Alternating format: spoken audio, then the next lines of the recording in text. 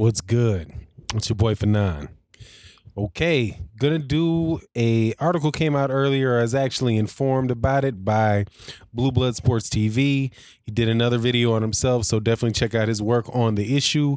But I wanted to let you know what's happening and give you a couple of my thoughts on what I thought was, the inevitable. There's an article that came out by the World Boxing News .net, which was shocker.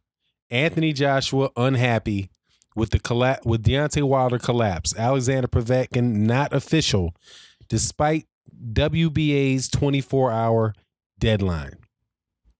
Now, the article talks about what happened in the negotiations, and of course, you guys know I'll just kind of walk back through it a little bit for people who might not have it fresh on the top of their head.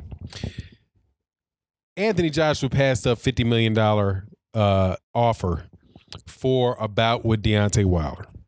It was It was a 2-fight offer, from what I understand. $50 million up front, guaranteed, or $50 million minimum, with 50% of whatever revenue happened beyond $50 million, and then a second fight with a rematch clause, which would give him a minimum of $30 million.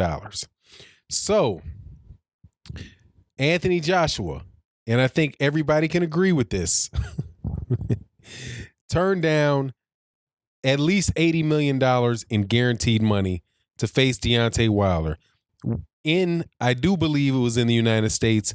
I've heard reports. I actually heard Deontay Wilder said that stood for the UK as well. But I'm not sure. I thought that $50 million, the $80 million offer was just for the United States. However, Anthony Joshua said that he wanted to fight in Wembley. He thought he deserved the right to fight in the United Kingdom.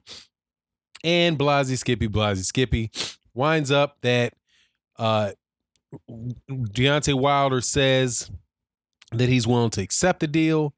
And whatever the deal was that Eddie Hearn offered, I think it was $15 million with a bunch of other stuff associated, bunch of crazy stuff associated with it, which made the deal very unattractive. That being that there was no rematch clause in it for Deontay Wilder. There only one for Anthony Joshua. Also, that they picked the judges, they picked the referees. And I guess the biggest sticking point was, that there was also no date for the bout and no venue for the bout. Pretty much something where I would say that the way that I look at it is a offer that was made that Eddie Hearn wanted them to turn down. And I have no idea how involved Anthony Joshua was with the second offer that was made, this last offer, but Deontay Wilder says that he wants to take it. And Shelly Finkel says something slightly different, which was, look, we're going to send the contract back with 2 notes. If you can answer these 2 questions, then we'll sign it, right? Whatever the case is, the WBA comes in and holds off, says that they have to. I'll tell you what the WBA says. It appears that the Wilder team have not returned the contract for the fight, and therefore we are requesting a date for the Joshua versus Povetkin fight with immediate effect. So basically saying that they have 24 hours to do it. Now, this is what this article says, what Anthony Joshua's feeling right now. Rumors have begun to surface that Joshua is unhappy at Wilder talks ending when WBA president Gilberto Mendoza told promoter Eddie Hearn to push through a mandatory fight with Povetkin. Mendoza said last week the WBA requested an answer for Anthony Joshua's team regarding his fight with the mandatory challenger Alexander Povetkin. Right? And so now he's hot with the way that this went down. Now, I would be surprised if he wasn't also mad about some of the things that Eddie Hearn said about why the Alexander Povetkin bout was being made. And this is something that really turned my head. And something that, man, I have no idea how many promotional boxer relationships wind up ending on a mutually where both parties are happy. uh, where unless it's a case where a boxer has been on the shelf for a long time and the promoter has no intention on using him at all, and then they let him out of the contract, and then so the boxer's happy that he got let out of a contract that he couldn't get a fight under, similar to what happened with Demetrius Andrade. But I don't see this one. I don't see this one ending very well because Anthony Joshua got thrown under the bus by Eddie Hearn when Eddie Hearn was talking about the Alexander Povetkin fight, saying that he thought that it was Anthony Joshua that really, really wanted the Alexander Povetkin fight, and how Eddie Hearn was saying, no, Anthony, you're mad for wanting to take this when you have the Wilder fight on hand. But, Anthony Joshua was just such a great competitor that he really believes is great for his career, yada, yada, yada. The whole time I'm thinking, really, you're really happy that you just passed up at least $80 million. But he said he was happy doing that. Oh my God. Then, I mean, seriously, man, it's hard to be, every time I hear that, I still just, my head spins. Like, what is this guy thinking passing up a minimum of $80 million for 2 fights? But it's not clear what exactly he's mad about, right? Now, the Wilder thing fell apart also because of television right issue. Now, that from what I understand, the issue with the television rights is Eddie Hearn wanted to televise it on DAZN. That he wanted, instead of having Showtime pay-per-view for Anthony Joshua, Deontay Wilder, which would more than likely be $50 a pop, right? $56, maybe $70 a pop on Showtime pay-per-view. And it's going to do better numbers than DAZN. Eddie Hearn, because of a deal that Eddie Hearn has, right? The deal that Eddie Hearn has. Not a deal that Anthony Joshua has, a deal that Eddie Hearn has, wants to put that fight on DAZN so that he can make his partner DAZN, his business partner DAZN, happy. If I was Anthony Joshua, I would be upset about that too. But here's my thing. You get what you should have never got past the $50 million. If there was any way possible that you could have taken that $50 million guaranteed money, well, $80 million because it was 50 for the first, 30 for the second, right? With upsides, the minimum of $80 million guaranteed. If you could have taken that, if you weren't allowed to get that from him, that's where you should have been upset. Because clearly he showed that was a situation where there was more in it for Anthony Joshua than there was for Eddie Hearn. If the offer to come to the United States to fight in Las Vegas for 2-fight deal worth $80 million at a minimum could be worth as much as $150 million. But both fights did $100 million.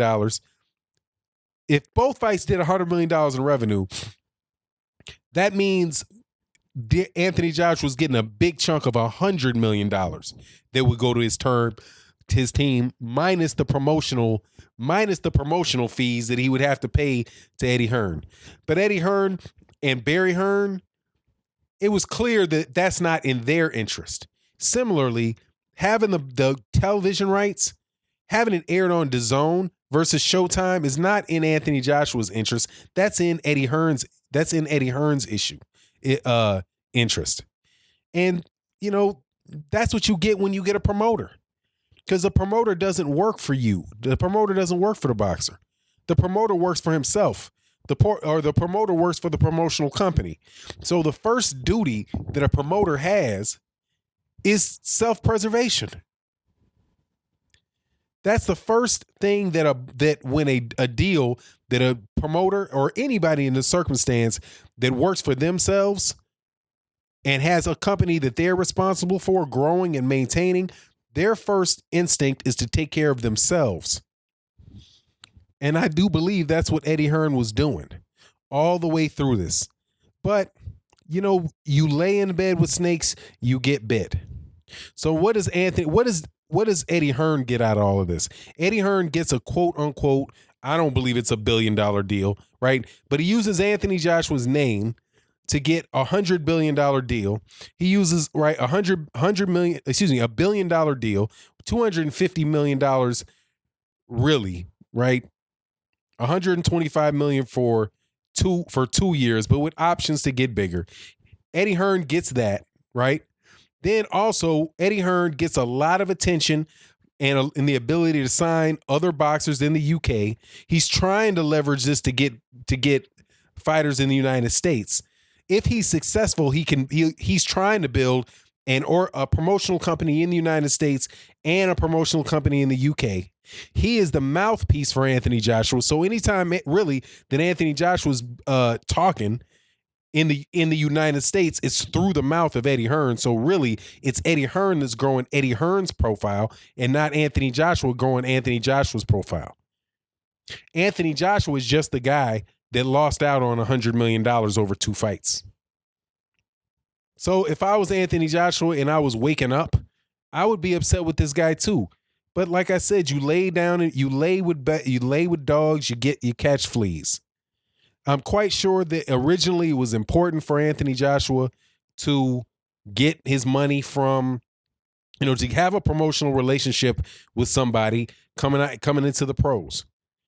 But at this point in time, with the name recognition in the UK that Anthony Joshua has, Eddie Hearn needs Anthony Joshua more than Anthony Joshua needs Eddie Hearn.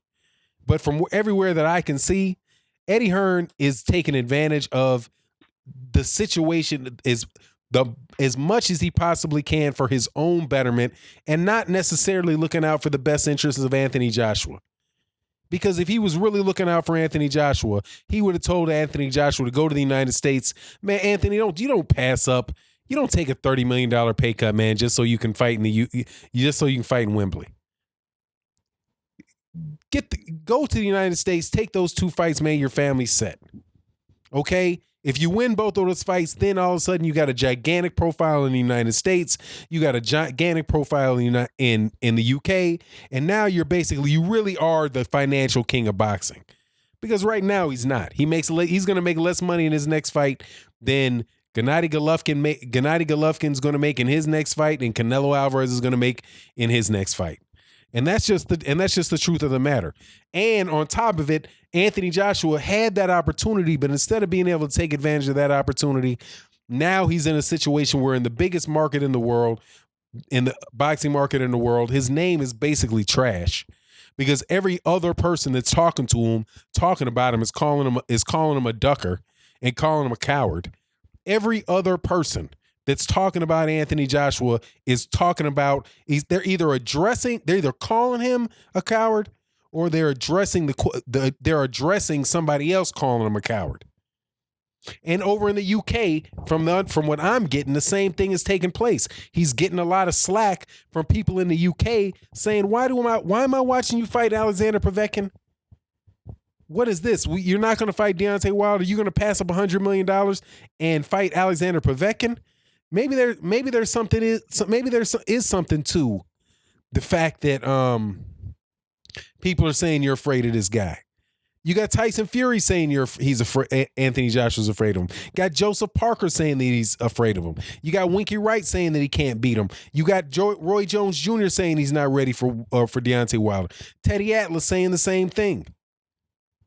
Man, it's just a hailstorm on Anthony Joshua because the dummy turned down $100 million.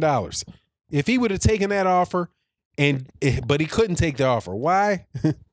Probably because it's not in the best interest of Eddie Hearn. But, it is what it is. And, he is where he is. I like how this article says, Joshua has since taken a huge amount of stick in the media after the Wilder bout fell through. Absolutely has. And a lot of stick in the United States and a lot of stick in the UK. And there's a good amount of talk about people in the UK turning on him. Because the UK, they're real boxing fans over there, man. They're real boxing fans over there. People that love the sport of boxing. The UK is where the first official boxing match on record recorded a boxing match took place back in 1681. As for 300 going on 400 years of boxing. Come on, man. Anthony Joshua is not going to escape. He's not going to escape the heat. If you're in that type of environment, that type of boxing rich and historically knowledgeable real fight fans, and get away with that. But anyway, it is what it is. And Anthony Joshua can be as mad as he wants, but it's his fault for not standing up and making these dudes do what was right in the first place. And with that, I'm out. Peace.